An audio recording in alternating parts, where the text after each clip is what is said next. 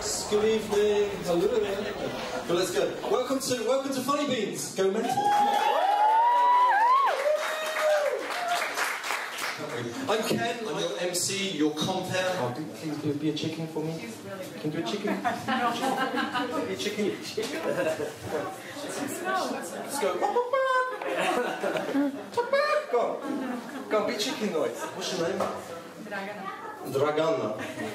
Like a dragon. Like a dragon, hang on.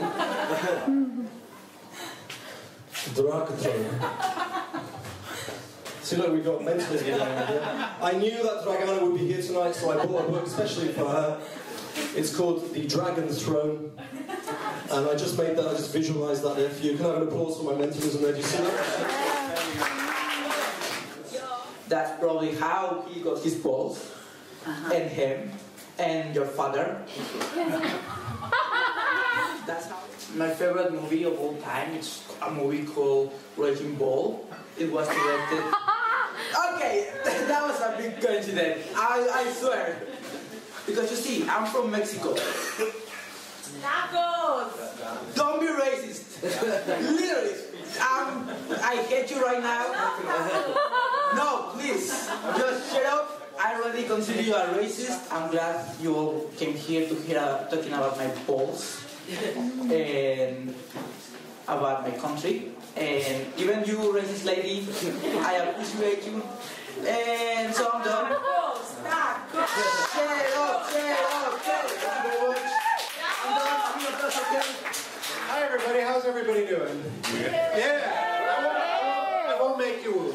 Anyway, like a lot of Americans, I grew up in a very religious environment. I grew up, well, it was Mormon really, or neo-Mormon, or Mormon light. It was that, sort of like a cult really. I don't like to talk about it.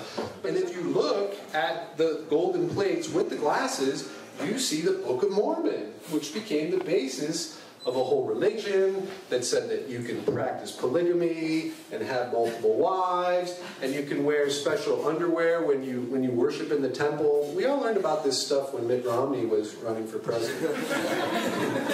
Anyway, because he was a Mormon. But anyway, so I've always read Bible stories to my son, and I have two boys, and the little one and the big one, they fight all the time. So when I would read a story like Cain and Abel to the little one, he'd be like, so God didn't like the older son? Right? My mother is still really a big believer, and she prays for me all the time. So like 10 years ago, we were going to go to Thailand for Christmas holiday. And the last minute we didn't go. We decided to go to the Canaries. Well, that was the year that a tsunami hit Thailand. Oh, yeah. And when I called my mom, she's like, I prayed for you. Storytelling is a very noble and ancient tradition. Storytellers back in the Middle Ages were known as troubadours and bards. They were highly respected, they were rich, and they had tons of sex. But when I think about The Little Mermaid, I think it's like ultimately, you know, an inappropriate relationship between a human and a fish. And Cinderella. What is the moral of that story? If you're pretty and you lose your shoe, someone will return it to you? Not really. It's actually a story about slavery.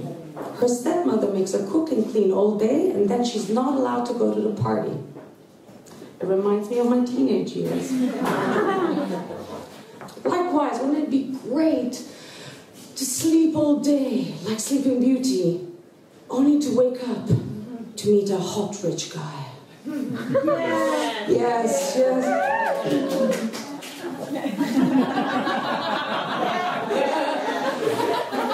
It's a life story. I drink my drinks, I do the Macarena sometimes, and every single night I come home, you know, empty-handed. And that Cinderella goes to a party once, and she meets someone. On a Sunday, hungover, feeling like a crack whore, and when I look at myself in the mirror, you know, someone tells me I'm still the fairest of them all.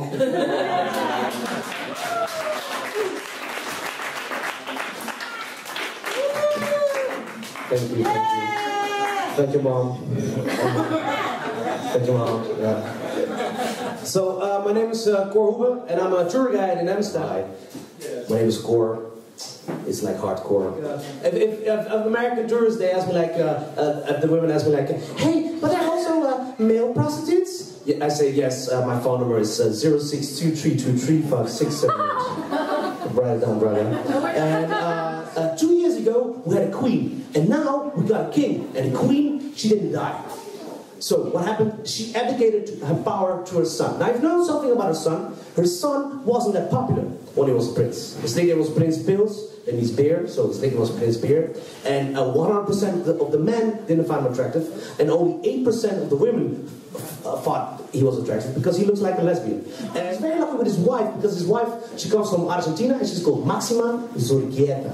And Máxima Zorgueta, she brings Latin fever inside the royal palace. Máxima Zorgueta, she brings temperament inside the royal palace. And we need that because her king is a seer dancing on a table at a party in Buenos Aires while being drunk. You see her doing this. Eh, chicos, chicas, ¿qué tal, eh? People ask me, hey Kor, you know everything, right? I said, yes, that's true, I know everything.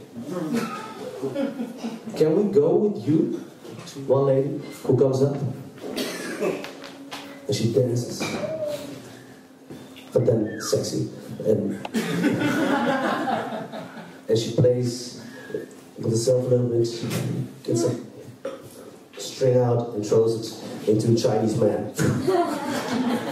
I've never seen a Chinese man so happy. Another lady who comes up, and she can dance. She cannot dance. 300 people, total silence. She cannot dance. You feel like shit. We paid 50 euros to see this. She can't dance. But then she takes out a cigar and shows it to everyone, also to Dakari. Again, total silence. She puts the cigar in the punani. Yeah, punani, yeah, this is the new word. Okay. Yeah. You don't have a punani, you have a vagina. She lights it, and circles come out.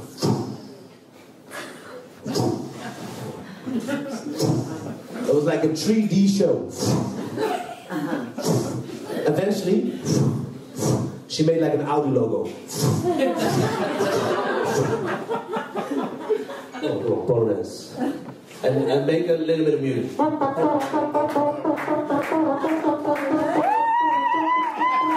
That was really well. Give it an applause for that. This is the stick. And the riddle is as follows. The question is, how comes that the yellow ball, the yellow one, this one, is not falling on the ground? I see you're wondering.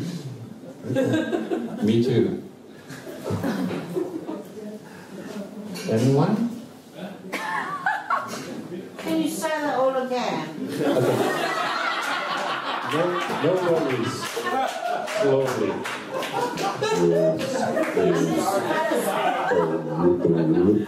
Okay, tell me again.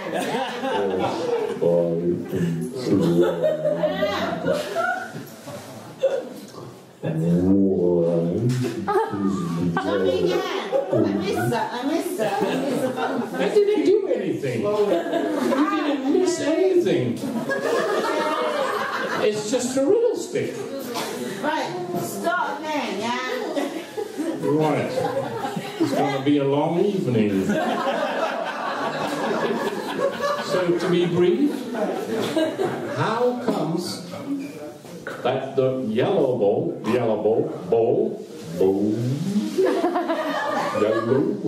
is not falling on the ground? There's a string attached. God, fuck the string on that. You're spoiling everything. Anyways, Wagyu beef. You know Wagyu beef? It's a kind of Japanese cow that gets massages and stuff. It's right? It's and dies a peaceful death. Great. I have somebody who gets me. What happens with Japanese cows is that they get massages, they get and I'm not even making a joke. They get classical music played so they can die a peaceful death, right? Yeah, not being killed by ISIS. Yeah.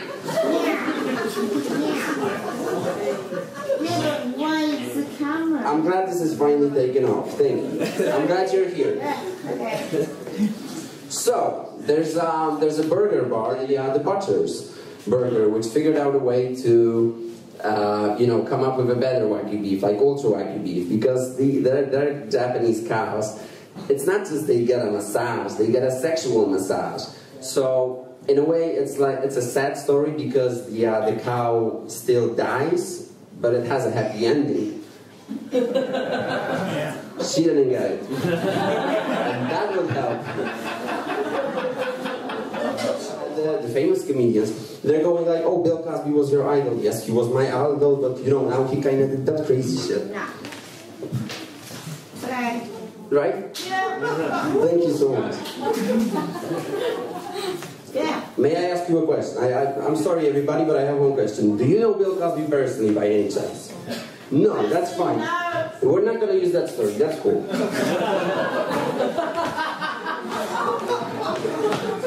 He's like fucking 70 years old now. I know, right? But he had fun, right, when he was a comedian? No. No? No. Was I supposed to say yes? I don't know, it's all that. It's all that. He wasn't convicted of anything. No! No! So no. So there you go, Bill Cosby is an innocent man. We know that firsthand. I hope this is going online at some point. Yes! Yes! There you go. Yeah. We got someone. Guys, you've been a great sport. Yeah! It's an honor to meet you. I was only reading about those victims, so it's amazing. Happy birthday to my dear friend Sebastian who came here, and guys, you've been great sports. I hope I can finish one story tonight. Yeah. I have a very good connection with all the ladies. Especially these two, they are fans of me, so if you like to blame somebody, blame me. Yeah, the first time when I came to Amsterdam, it's long time ago, I started to fall in love with the Amsterdam older people. Yes. Me? No, you're from another country. You're not really that interesting. No, the Amsterdam people here, they are interesting. If you go to a bar here in this neighborhood and start to meet old people, you will hear funny stories. There was once in a bar, there was an empty seat and there was a golden purse laying on it. And I thought, a golden purse? Who has such a kitsch purse? Must be an American, I thought. Yeah, must be an American, because they have bad taste. And so, no, there came an older lady, Dutch, with silver shoes, golden purse, high hair, and a very deep décolleté. And I thought she was a prostitute. She wasn't, she was just from this neighborhood. And, yeah, she can't help it. And, because that's fashion during that time. And I asked her very polite who she was, because you like to start a conversation with older ladies. And at least I do, mostly. Sometimes I feel ashamed later on, but in the beginning it's nice to meet older ladies, at least when they don't drink that much.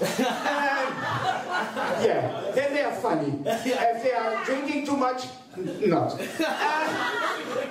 But don't take it personally. So, you got it! Yeah, she got it! Give her applause, she got it! It took a long time. She was talking to me, and she wrote a letter. She wrote a letter to the minister that you should never ever judge people from the outside, but more from the inside. And that's a message what I like to give to all of you. Thank you very much. Yeah.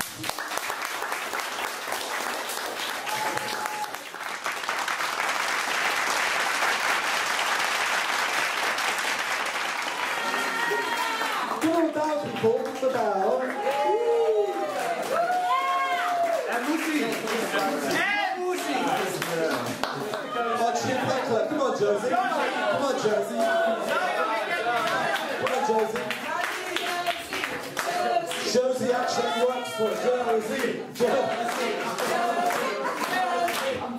if you run comedy nights, you can book Josie. It's called Heckler.